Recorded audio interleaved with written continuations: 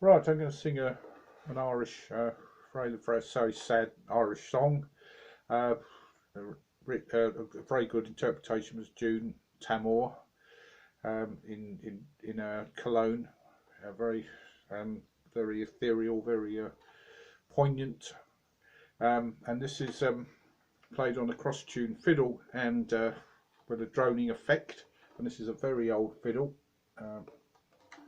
It's originally built in the 18th century, was repaired in the 19th century, but it unfortunately has no value because people say it's German. But what people realise before Stradivarius and all that, it was the Germans, the Geigers, that invented the modern violin. Well, the violin developed into a modern violin because, as you know, this fingerboard here, you only had half that fingerboard, and it was attached to the violin. So obviously, this gap here has made more resonance and more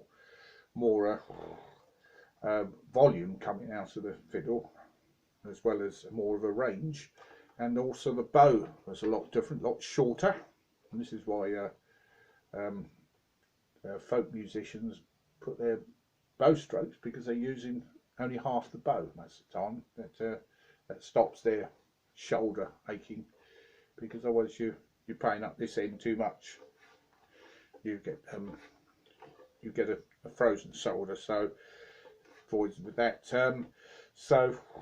But the old Baroque bows were a lot shorter, and violins sounded a lot different. And the problem we didn't have then was a whistling E string.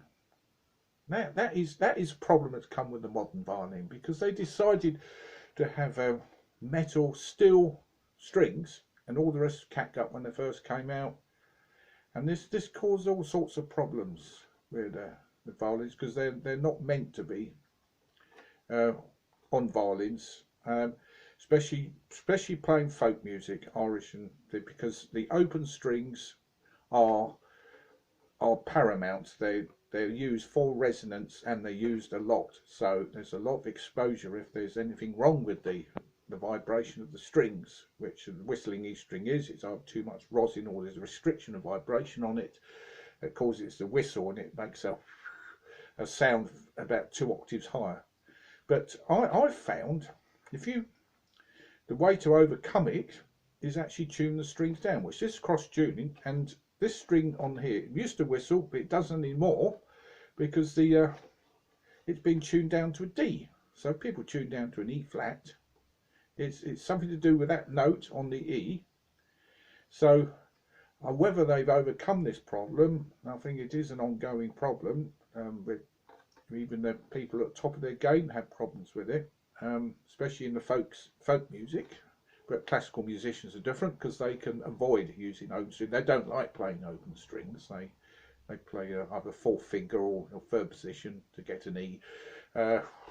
So the problem doesn't. Anyway, I'm coming back to Bridget O'Malley. This song, it's any good song, you can make the words mean what you want to make it to mean by singing it or listening to it. It relates to your personal thoughts.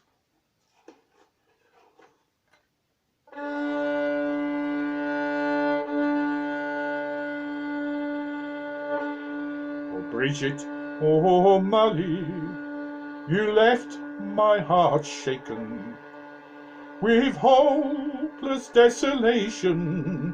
I have you to know, it's the wonders of admiration your quiet face has taken.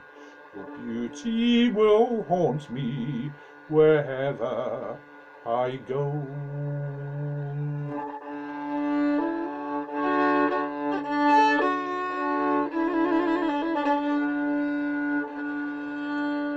White moon above the pale sands, the pale stars above the thorn tree, are cold beside my darling, but no purer than she. I gaze upon the cold moon till the stars drown in the warm sea, and the bright eyes of my darling are never on me.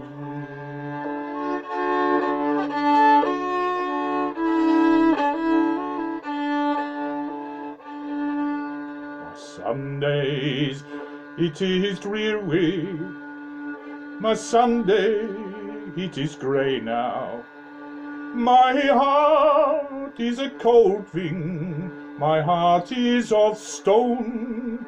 Oh, joy is dead within me, my life has gone away now, for another has taken my love for his own.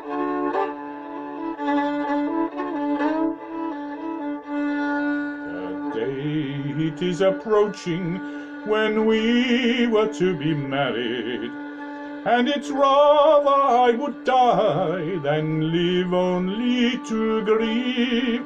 Oh, meet me, my darling, of the sunsets of the barley, and I'll meet you there on the road to Drumslish.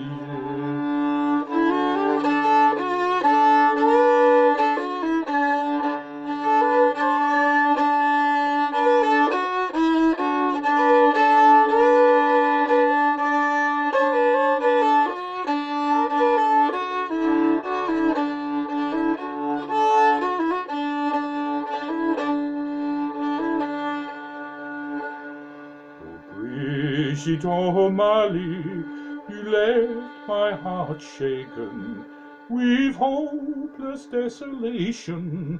I'd have you to know it's the wonders of admiration your quiet face has taken, and your beauty will haunt me wherever I go.